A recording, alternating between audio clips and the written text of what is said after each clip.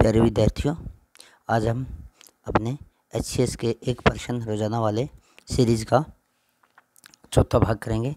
उससे पहले हम पहले 3 भागों के प्रश्नों को एक बार दोहरा लेते हैं। तो आइए शुरू करते हैं। हरियाणा का सबसे पुराना radio station all India radio है। यह आपने पढ़ना था और पढ़ के इनके उत्तर देने थे। और हरियाणा का पहला हिंदी अखबार दैनिक हरिभूमि है। ये हम पहले दोहराई कर चुके हैं। अगर किसी विद्यार्थी ने उसे नहीं देखा हो तो प्लेलिस्ट में जाके देख सकता है। तो ये दोनों के दोनों ही गलत थे। क्यों गलत थे? क्योंकि सबसे पुराना जो रेडियो का स्टेशन है हरियाणा के अंदर वो रोहतक है। सबसे पुराना कौन सा है? रोहतक है, जो 1976 में बना था। कुरुक्षेत्र है वो 1991 में बना था। और जो हिसार है वो 1999 में बना था। दूसरा था जो पहला हिंदी अखबार था, पहला हिंदी अखबार है वो दैनिक हरिभूमि नहीं है। पहला हिंदी अखबार जैन प्रकाश था। कौन सा था? जैन प्रकाश पहला हरियाणा का हिंदी अखबार था।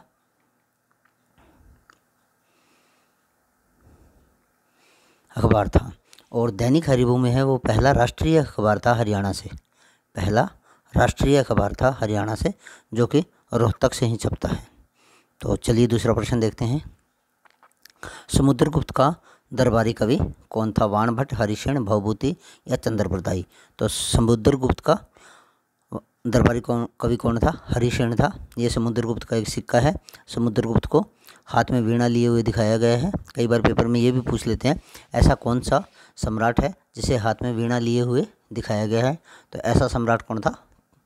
समुद्रगुप्त था। और समुद्रगुप्त को भारत का नेपोलियन भी कहते हैं। क्या कहते हैं? भारत का नेपोलियन।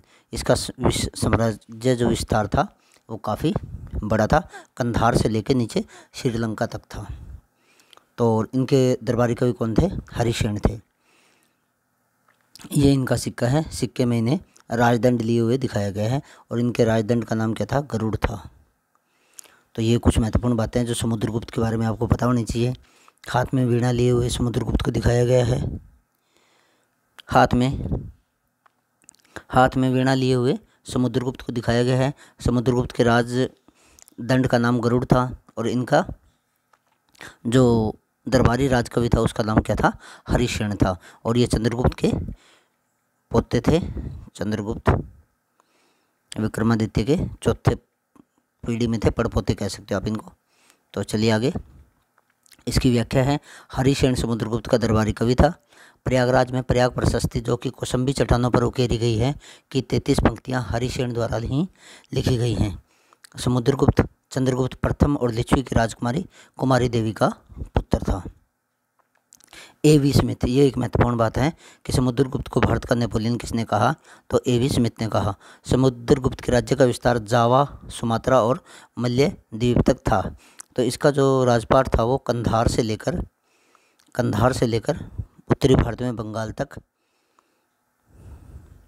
और नीचे दक्षिण भारत तक था। और इसके अलावा समुद्रगुप्त है उसका विस्तार जैसे इसमें बताया गया जावा, सुमात्रा और मलय द्वीप तक था। और इसी प्रश्न में जो हमसे 3 बातें और पूछी गई है, वाणभट्ट था वो हर्षवर्धन का राजकवि था। चंद्रप्रदायी है वो पृथ्वीराज चौहान का राजकवि है। जो आपने देखा होगा कि मोहम्मद गोरी को जब मारते हैं तो पृथ्वीराज चौहान की जब वो मोहम्मद गोरी आंखें फोड़ देता है तो जो चंद्रप्रदायी है वह उन्हें बताता है कि जो राजा है वो कहाँ बैठा है। भवभूति कौन था? कन्नौज के राजा यशोवर्मन का दरबारी कवि था। कन्नौज के राजा यशोवर्मन का दरबारी कवि था। अगला प्रश्न था, कौन सा राज्य 7 बहनों का भाग नहीं है? सिक्किम, असम, नागालैंड, मणिपुर, त्रिपुरा, मिजोरम। तो इसका आंसर था ए, क्योंकि जो सिक्किम है वो 7 बहनों में शामिल नहीं है। अगर हम हमारे पूर्वी भारत में देखते हैं, जैसे यहाँ पे बांग्लादेश है, यहाँ पे अरुणाचल प्रदेश है, यहाँ पे असम है, असम के नीचे मेघालय है, यहाँ पे नागालैंड है, मणिपुर है, मिजोरम है और यहाँ पे त्रिपुरा है। तो 1, 2, 3, 4, 5, 6 और 7, ये जो 7 हैं ये सातों के सातों 7 बहनें या 7 सिस्टर के नाम से इनको जाना जाता है। यहाँ पे सिक्किम आता है। सिक्किम 1975 से पहले अलग देश सत्ता जो भारत के संरक्षण में था, और 1975 के बाद में यह भारत का पूर्ण राज्य बन गया। यह भी कई बार पूछ लिया जाता है। और ये यहाँ से पश्चिम बंगाल की सीमा लगती है, यहाँ पे ऐसे करके, ऐसे ही यहाँ पे जिसको हम वेस्ट बंगाल कहते हैं, वहाँ की सीमा लगती है। और यहाँ पे एक ये छोटा सा रास्ता है जिसे चिकन नेक कहते हैं। जिसे क्या कहते हैं? चिकन नेक, मुर्गे की गर्दन जैसा। और ये 20 किलोमीटर का रास्ता है, और ये एक महत्वपूर्ण रास्ता है। और कई बार क्या होता है कि अगर ऐसा कुछ हो जाए, जैसे ये जो रास्ता है यहाँ पे सिर्फ 20 किलोमीटर का रास्ता है, जो कि इसको इन 7 राज्यों को पूरे भारत से जोड़ता है।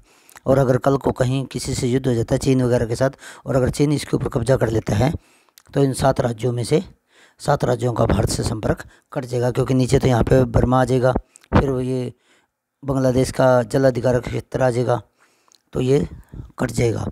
इसीलिए मोदी सरकार एक नए प्रोजेक्ट पे काम करी है, जिसमें एक कॉरिडोर बनाया जा रहा है, ताकि बर्मा के द्वारा हम यहाँ तक पहुँच के अगर कल को ऐसी कोई दिक्कत हो जाती है तो हमारा प्रश्न था कि 7 बहनें अरुणाचल प्रदेश, असम, मेघालय, नागालैंड, मणिपुर, मिजोरम और त्रिपुरा हैं। और अरुणाचल प्रदेश का ये जो ऊपर वाला भाग है ना, ये भाग 1962 से, चचा नेहरू के टाइम से 1962 से चीन के कब्जे में है। जो भारत और चीन के बीच में मैकमोहन रेखा है, उसको भी उसने पार करके कुछ भारतीय गांवों पे कब्जा कर रखा है।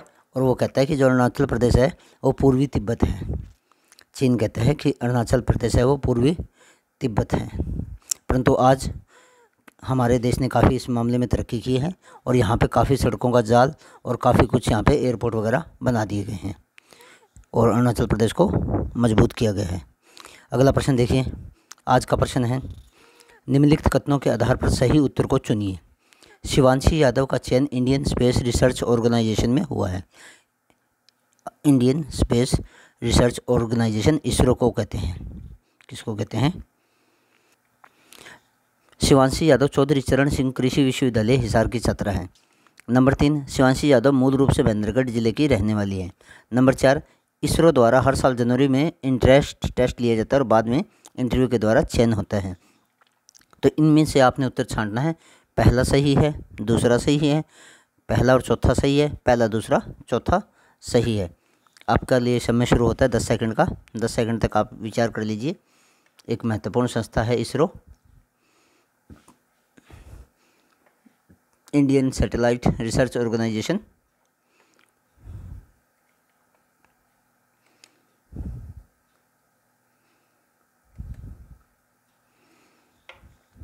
आपका समय समाप्त होता है, तो चलिए इसका उत्तर देखते हैं। कहता है शिवांशी यादव का चयन इंडियन स्पेस रिसर्च ऑर्गेनाइजेशन में हुआ है। ये बात बिल्कुल सही है। दूसरा है शिवांशी यादव चौधरी चरण सिंह कृषि विश्वविद्यालय हिसार की छात्रा है।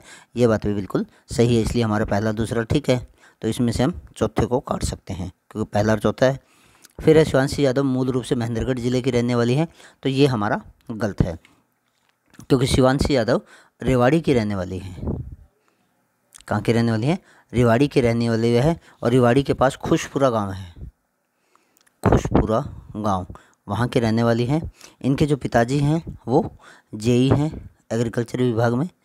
इनके पिता है जो जेई हैं मेवात में कृषि विभाग में। तो अगला है इसरो द्वारा हर साल जनवरी में इंटरेस्ट टेस्ट लिया जाता है और बाद में इंटरव्यू के द्वारा चयन होता है। ये बात भी बिल्कुल गलत है। तो इसलिए हमारा उत्तर होगा पहला और दूसरा, क्योंकि इसरो हर साल जनवरी में फार्म निकालता है। क्या निकालता है? फार्म निकालता है, और जून में टेस्ट लेता है, प्लस इंटरव्यू लेता है। लेकिन अब की बार कोरोना के कारण टेस्ट नहीं हुए और सीधे इंटरव्यू के बेस पे ही ये टेस्ट इनको सेलेक्ट हुआ था। तो इसमें शिवांशी यादव है, उसका चयन हुआ था। HAU से है ये, हरियाणा एग्रीकल्चर यूनिवर्सिटी। तो चलिए इसकी व्याख्या देखते हैं। ये शिवांशी यादव है, HAU में है। इसरो में 10 स्टूडेंट लिए गए हैं। कितने स्टूडेंट लिए गए हैं? 10 स्टूडेंट्स लिए गए हैं और जिनमें से एक ये भी है, शिवांशी यादव है। और ये 1 वर्ष तो इसरो में काम करेगी, 1 वर्ष तो इसरो में पढ़ेंगी और उसके बाद में 1 साल यूनिवर्सिटी ऑफ 20 न्यूजीलैंड की यूनिवर्सिटी है ये, न्यूजीलैंड की, वहाँ पे ये 1 साल पढ़ेगी। तो ये जो इसरो है ये भारतीय जो इंडियन सैटेलाइट रिसर्च ऑर्गेनाइजेशन है, ये इनकी संस्था कहाँ है? इनकी संस्था है देहरादून में। कहाँ है? देहरादून में।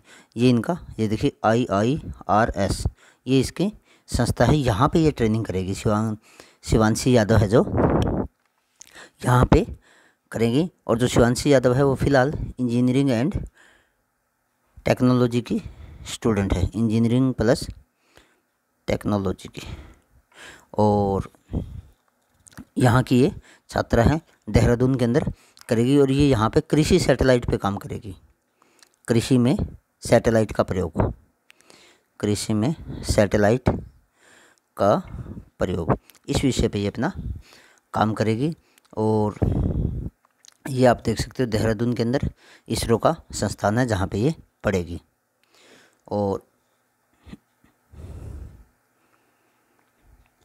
और इसकी अगर फुल फॉर्म आपसे पूछ ली जाए IIRS, तो इसकी फुल फॉर्म है Indian institute of remote sensing.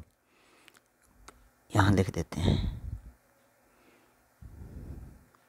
Indian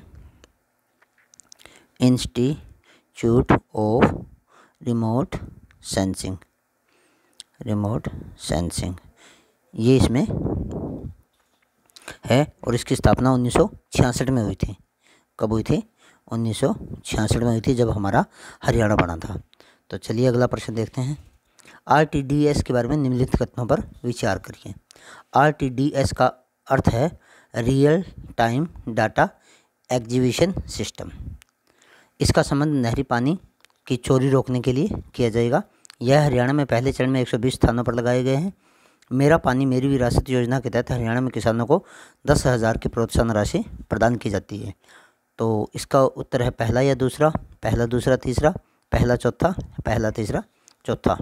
आपका समय शुरू होता है।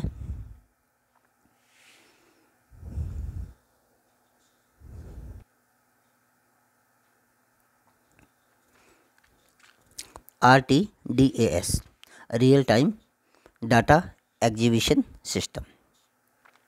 तो चलिए देखते हैं इसको। पहला बिल्कुल सही है, इसलिए चारों में ही है। दूसरा है इसका संबंध नहरी पानी की चोरी रोकने के लिए किया जाएगा, ये भी बिल्कुल सही है। तो तीसरा और चौथा गलत हो गए, क्योंकि दूसरा इनमें नहीं है। यह हरियाणा में पहले चरण में 120 स्थानों पर लगाए जाएंगे, ये बिल्कुल गलत है। हरियाणा में पहली बार ये 90 स्थानों पर लगाए जाएंगे। कितने स्थानों पे? 90 स्थानों पे लगाए जाएंगे। मेरा पानी मेरी विरासत योजना के तहत हरियाणा में किसानों को 10,000 रुपये की राशि प्रदान की जाती है, ये भी बिल्कुल गलत है। ये बिल्कुल गलत कैसे हैं? क्योंकि 7,000 रुपये की राशि दी जाती है। कितने की राशि दी जाती है? 7,000 रुपये की राशि दी जाएगी। तो ये जो RTDAS सिस्टम है ये कैसे काम करेगा? जैसे ये नहर है तो ये यहाँ पे लगाया जाएगा, एक यहाँ पे लगा देंगे। और अगर यहाँ से लेकर यहाँ तक जब ये पानी बह रहा है, जितने क्यूसेक पानी बह रहा है, अगर ये पानी यहाँ पे कम हो जाता है तो जो यहाँ का ऑफिसर होगा उसके पास मैसेज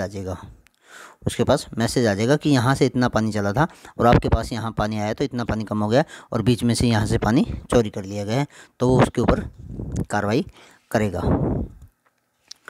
तो इसकी व्याख्या देखते हैं। ये देखिए real time data acquisition system RTDAS 90 RTDAS, देखिए 120 नहीं है 90 है। RTDAS launches in Haryana for monitoring of water level and discharge in irrigation canal. नहरी पानी के अंदर होगा ये। इसका उद्देश्य क्या है? Better delivery of irrigation service, real time monitoring of canal 24 घंटे 7 दिन, timely access of accurate information, help in analysing theft of canal water and breaches. जो नहरी पानी है उसकी चोरी वगैरह के ऊपर इसमें कार्य किया जाएगा। और इसके अलावा इसी से जल शक्ति अभियान से एक महत्वपूर्ण खबर है। हरियाणा के मुख्यमंत्री मनोहर लाल खट्टर जल संरक्षण अभियान के लिए गुडविल एम्बेसडर बनाई गई है। Femina miss India grand Manika Sheokand, ये मनिका शोकंद है फेमिना मिस इंडिया है, तो इनके बारे में भी थोड़ी सी जानकारी ले लीजिए। ये मनिका शौकेंद्र है, ये पंजाब यूनिवर्सिटी से है। कहाँ से है? पीयू से है, पंजाब यूनिवर्सिटी से, चंडीगढ़ से रहने वाली है। और सबसे अच्छी बात आपको जो बताऊँ, ये मुफ्त में है। क्या है? मुफ्त में ब्रांड एम्बेसडर हैं। जब इनसे पूछा गया कि आप इसके लिए कितनी धनराशि लोगे, तो इन्होंने जवाब दिया कि मैं एक किसान की बेटी हूँ और मैं किसानों की समस्याओं को अच्छी तरह से समझती हूँ, इसलिए मैं कोई पैसा नहीं लूँगी। और ये भी बीटेक की छात्रा है, पंजाब यूनिवर्सिटी से बीटेक की छात्रा है। तो इसी के साथ हमारा आज का सेशन समाप्त होता है। उम्मीद करता हूँ आपको पसंद आएगा। पसंद आए तो लाइक और सब्सक्राइब कर दीजिए। ये आपका चैनल है GS by Ishwar sir. Thank you. Have a nice day.